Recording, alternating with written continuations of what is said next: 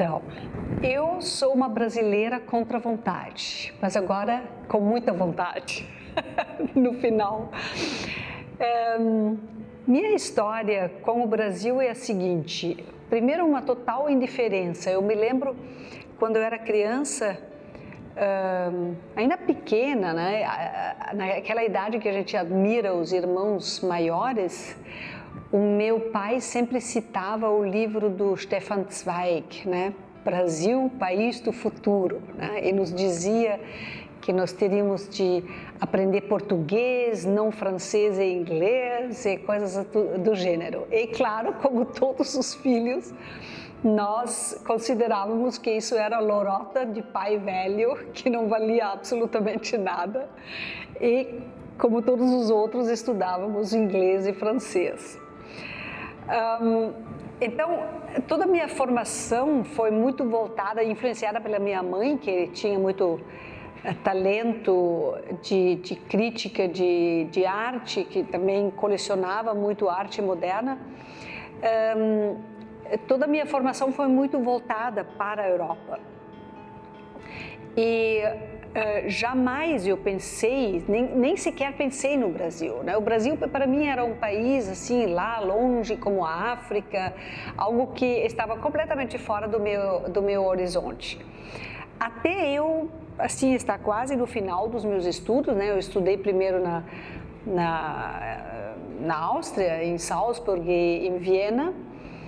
Aliás, um caminho zigue-zague completo, né? Fiz teatro, com um amigo abri uma galeria de arte moderna, né? Que na época era uma coisa muito nova em Viena, porque não era a escola de Viena de arte, mas aquela escola americana dos color field painters, né? Aquele abstracionismo americano que tomava fôlego com o Clement Greenberg em Nova York, a partir dos anos 50, 60. Depois voltei a estudar, né? Atuei num teatro em Viena e depois voltei a estudar literatura. E muito rapidamente, insatisfeita com o marasmo um pouco provinciano da Áustria, eu me mudei primeiro para Londres, depois para Paris. E lá, na verdade, eu fiz a maior parte da minha formação. Então, quando eu estava... O meu caminho zigue-zague sempre continuava, né? Eu comecei com literatura, depois passei para antropologia histórica, né? Fiz a minha tese com um dos grandes historiadores medievalistas da época, que era Jacques Le Goff. Era aquela época áurea na qual qualquer estudante podia atender ao mesmo tempo as aulas do Foucault, do Roland Barthes, do Lacan, né, ou no Collège de France, ou em Vincennes, ou em outras instituições, né, na École des Hautes Études. E passei então da literatura para a antropologia histórica, fiz ao mesmo tempo uma formação de psicologia clínica e a minha própria psicanálise. E quando eu estava no final desses meus estudos zigue-zague, conheci na Biblioteca Nacional um brasileiro que também já estava terminando os seus estudos sobre Hegel em filosofia e que voltou para o Brasil em 82, enquanto eu fiquei lá. E, num primeiro momento, tivemos uma relação transatlântica e eu tentando convencê-lo de vir para a Europa, né, de ficar na Europa, e ele tentando me convencer de ir para o Brasil. Bom, no primeiro momento eu nem tinha qualquer necessidade de eu me mudar, porque a minha formação não estava acabada e eu tinha a perspectiva de ter um emprego em Paris mesmo. E depois, para minha grande surpresa, ele conseguiu me convencer de casar e eu vim para o Brasil em 84. Então, isso foi uma mudança assim bastante drástica, né? Porque para mim era muito claro que eu estava despreparada, que eu nunca tinha sonhado com o Brasil, que a primeira visita que eu fiz aqui durante 3 semanas em 82 foi assustadora e chocante, né? Foi um verdadeiro choque cultural, né? De ver como é a vida real no Brasil. E nesses 2 anos, né, de pensar sobre o Brasil,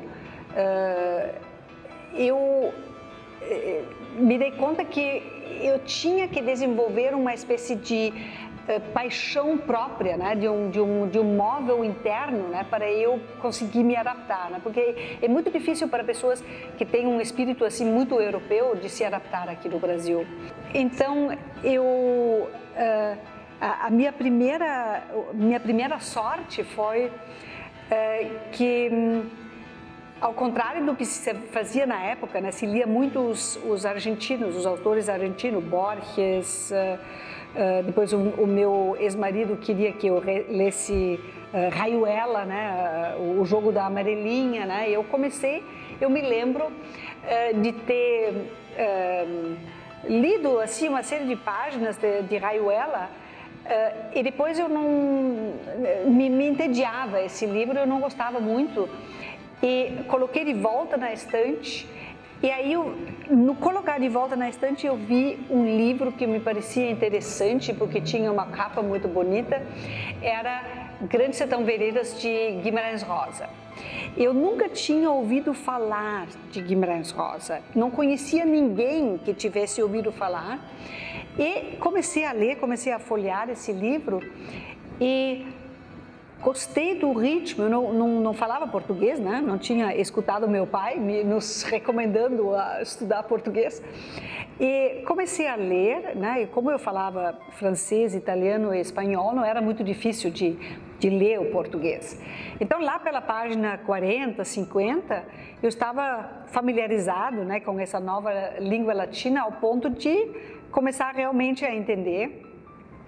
Eu li com grande paixão, era um livro que realmente me encantava e que me falava muito, porque todo esse universo arcaico, né, que o Guimarães Rosa descreve do sertão brasileiro, tem muito a ver com o imaginário medieval que eu estudava com o meu diretor de tese, Jacques Le Goff. Então, eu tinha assim uma série de ideias sobre esse livro que na época eu nem sabia que isso não tinha muito a ver com as perspectivas e os enfoques que os brasileiros tinham sobre Grande Sertão Veredas. E eu acredito que realmente essa leitura, assim, sem nenhuma obrigação, por conta própria, por moto próprio, foi a minha tábua de salvação na minha adaptação aqui no Brasil, porque eu fiquei tão impressionada com a riqueza desse livro, com a grandiosidade, né, da invenção ficcional rosiana, que eu me fazia uma ideia da cultura brasileira que era, assim, magnânime, né, que era realmente grandiosa, né? Eu tinha convicção que atrás do Guimarães Rosa tinha uma outra dúzia, né, de autores grandiosos como o Rosa. Então isso me dava essa segurança que eu simplesmente tivesse que vir e me adaptar e aprender a língua e os modos, né, de ser desse país para descobrir essa imensa riqueza cultural. Na minha chegada aqui no Rio Grande do Sul, eu fiquei muito surpresa. Uma das primeiras pessoas que encontrei era Guilhermino César, né, que era o grande crítico literário, uma espécie de eminência, né, na cultura gaúcha.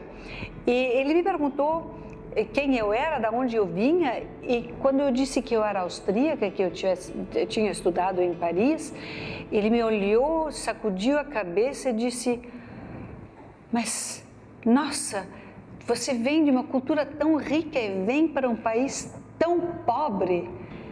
Eu fiquei tão chocada, eu pensei, não poderia ser, né? Então, uma das grandes dificuldades para mim era, no primeiro momento, driblar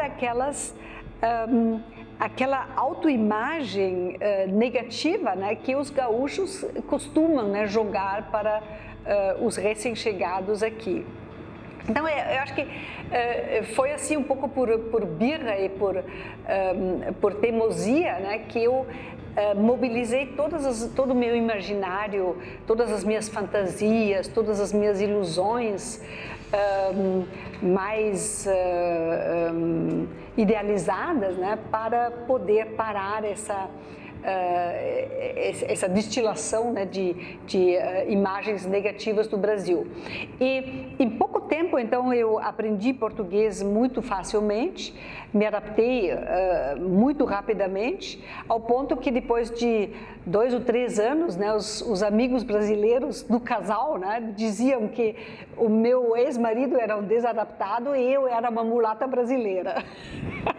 Então, isso só para, assim, quando eu comecei, né, de brasileira contra a vontade, né, os primeiros anos foram, assim, de encantamento completo para o Brasil. É uma espécie de fusão, né, um amor fusional, né, com o Brasil que, no meu entender, me oferecia assim, inúmeras possibilidades que num país muito desenvolvido não se teria. Ou seja, justamente o que me interessava muito no Brasil era esse quente e frio, né? De um lado, esses grandes espaços vazios, esses grandes carências, né, que a gente encontra aqui ou ali, e do outro lado as imensas possibilidades, né, porque onde tem carências a gente pode inventar coisas novas, né, enquanto num país muito desenvolvido essa contribuição ela é muito mais difícil de fazer, né?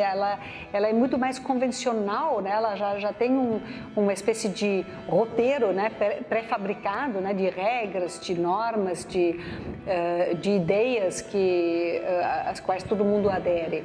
Então essa coisa caótica do Brasil, inclusive, né, muitas pessoas me falam hoje, ai, como era terrível essa época da inflação, mas como nós éramos jovens e eu achava muito interessante isso, que a gente ganhasse num mês, assim, quase nada e depois, de repente, aumentava o salário, triplicava, né, de um mês para o outro. Eu achava isso tão interessante, de fazer essa experiência constante, né, de ter muito, de ter quase nada, esse muito e pouco, né, assim, um pouco aquela coisa, aquele gozo, né, quase sadomasoquista, né, de perceber que o prazer mesmo vem só dos grandes contrastes, né? E não de uma continuidade homogênea, né? Que sempre vai. Então, nesse sentido, o Brasil, para mim, foi muito interessante porque oferecia inúmeras possibilidades de aventuras de todo tipo.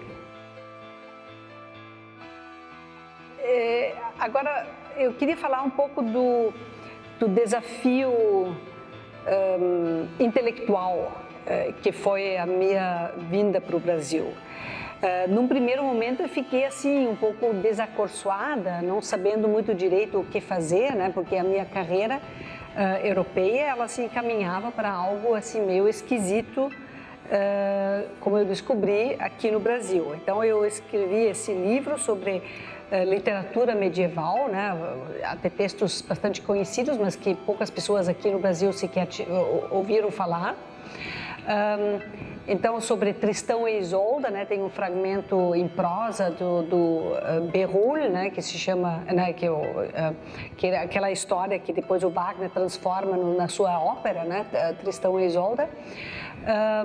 E outras narrativas, né, medievais do século XII que eu tratei a partir do ponto de vista do historiador, né?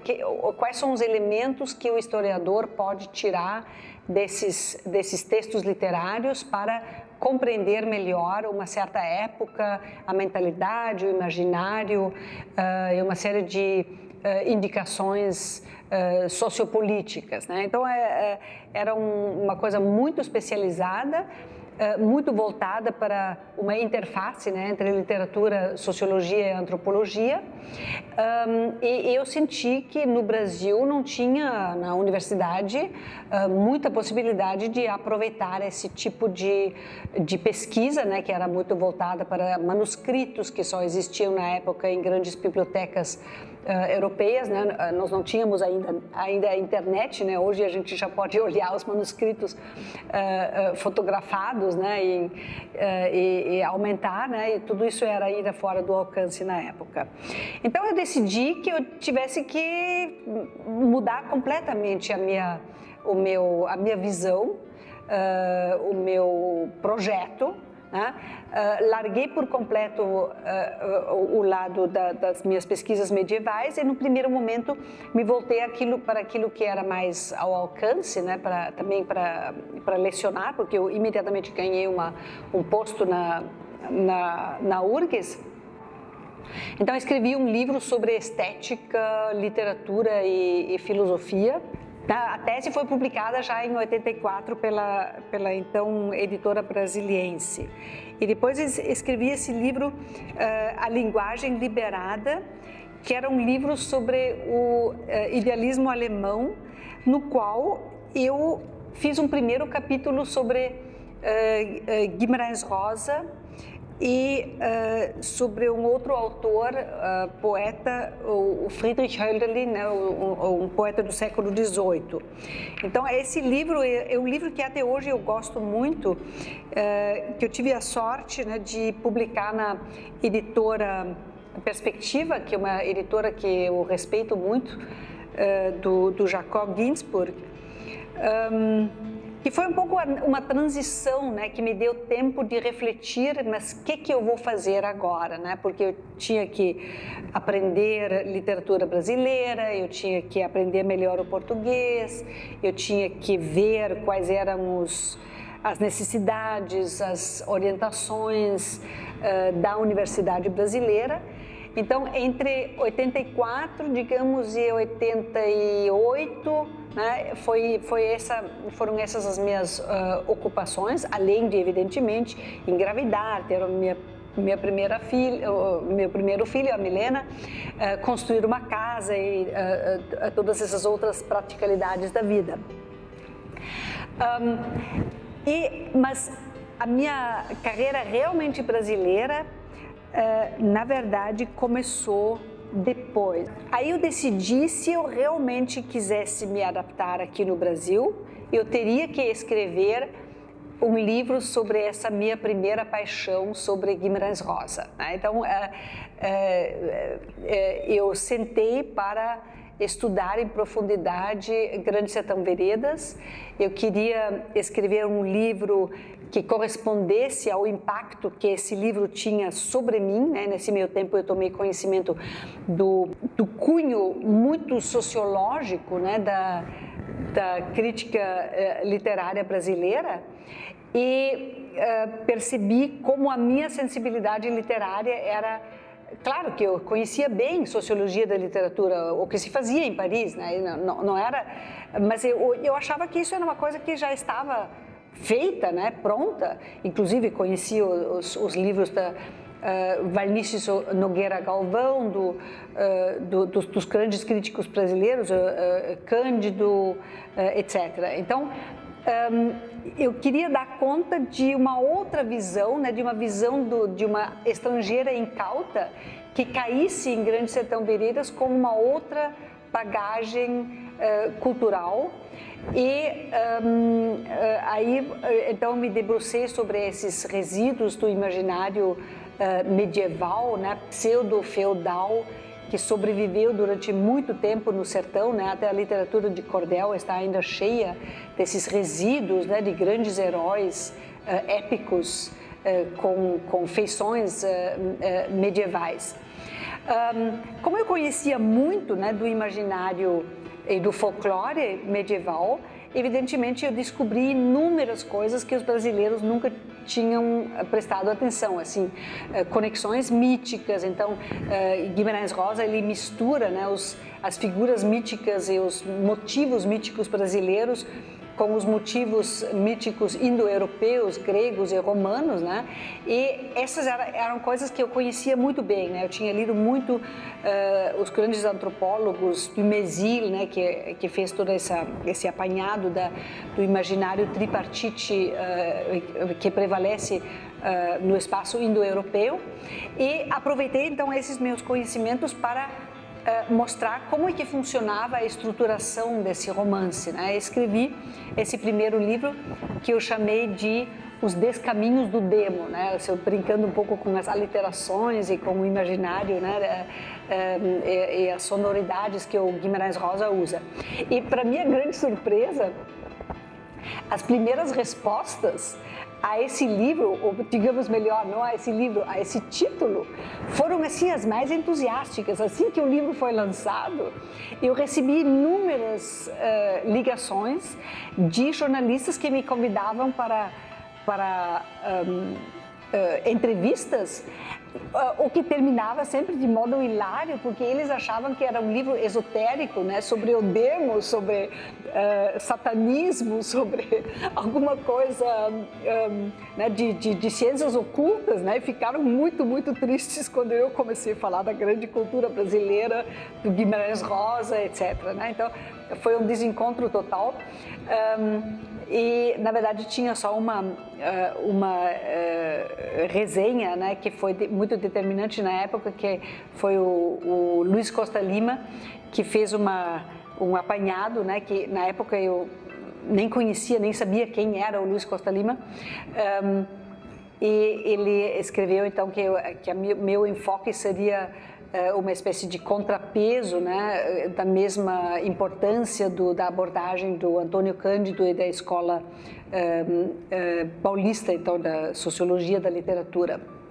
Então, isso foi, para mim, uma coisa muito gratificante, né, de que eu tinha pretendido escrever apenas um livro sobre a minha experiência pessoal, né, uma leitura de forasteira, de pessoa que dá conta, né, do seu choque cultural e do acolhimento, né, de certa forma, que Guimarães Rosa me deu. Aliás, foi Guimarães Rosa e, paralelamente, eu também vi com muito prazer a novela Roque Santeiro. Eu gostei muito e aprendi muito vendo religiosamente, né, todos os dias o Roque Santeiro. Por que isso foi tão importante para mim? Porque aguçou a minha sensibilidade por um traço característico do Brasil, que é a convivência cordial.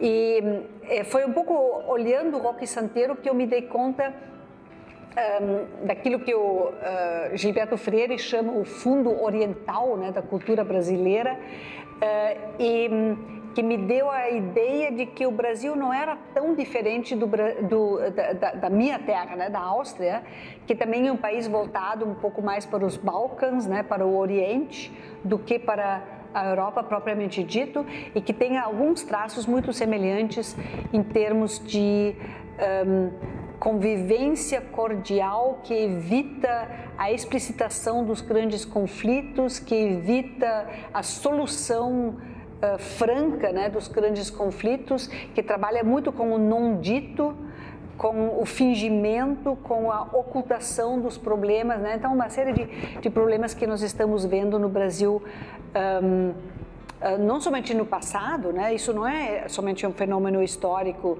que o Sérgio Buarque de Holanda e Gilberto Freire analisaram lá nos anos 30, isso é um traço que continua sendo um traço determinante e talvez fatal, né, para a convivência social moderna, né, do Brasil. Então, tinha assim esses acasos, né, que me trouxeram Guimarães Rosa, que me trouxeram Roque Santeiro, foram acasos muito felizes para minha adaptação e também para minha reflexão sobre a diferença cultural, diferença e semelhança cultural da europeia do leste, né? Porque eu acho que tem uma grande diferença entre uma europeia que nasceu em Berlim, ou em Frankfurt, ou em Bonn, ou em Paris, e aquela Europa vienense, muito mais voltada, né, para essas ambiguidades do Balcão do que para o espírito republicano propriamente que nós associamos hoje com a Europa. Então, essa foi a minha primeira adaptação com Guimarães Rosa. Esse livro, só para terminar esse bloco, né? Esse livro, Os 10 Caminhos do Demo, tem um último capítulo que é sobre a dimensão trágica em Grande Sertão Veredas. Eu tinha uma sensação que tinha alguma coisa diferente, né, em Guimarães Rosa que eu não encontrava, por exemplo, em Machado de Assis ou em outros grandes autores brasileiros. Que tinha um trabalho com o paradoxo, com a contradição, com as tensões sociais não resolvidas que se acumulam, né, que criam um conflito trágico. E eu tentava resolver isso, mas a coisa não chegava muito adiante. Eu senti que esse último capítulo estava encerrado de maneira imprópria, não resolvida, e que eu teria que pesquisar mais sobre esse fenômeno. E que isso ia me levar muito tempo, portanto era melhor fechar esse livro assim no estado, digamos, inacabado, e partir para uma outra pesquisa. Então esse era o último capítulo que depois me lançou na minha próxima etapa brasileira, que era a pesquisa sobre a tragédia grega, que eu vou falar no próximo bloco. 36 atores, um elenco imenso, né? Nós ensaiávamos ali no centro cenotécnico, né? Que nada em água quando chove. E foi uma aventura assim maravilhosa, e eu fiz inclusive a produção.